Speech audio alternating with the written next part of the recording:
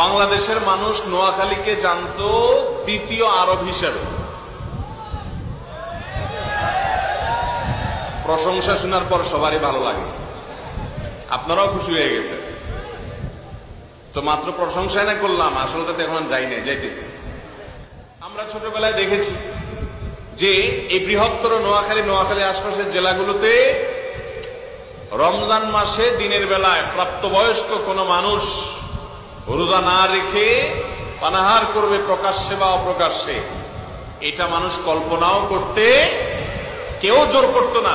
কিন্তু পরিবেশটাই এমনটা ছিল যে সবাই স্ব উদ্যোগে দিন এবং ইমানের চর্চা করত, ঠিক না ঠিক? এত আলেম নোয়াখালীতে ছিলেন যে আমার বাড়ি হলো লক্ষ্মীপুরের বশিকপুর গ্রাম। আমার গ্রামে আমার পুরান বাড়ির কবরস্থান যখন আমি জিয়ারত করতে যাই, এখনো কবরস্থানের যে নেম প্লেট গুলো আছে, আমার জন্মের আগে থেকে যে সমস্ত আলেম ওলামা ছিলেন, শুধু মাওলানা আর মাওলানা লেখার যে সিরিয়াল পড়ে আমি অবাক হই। এক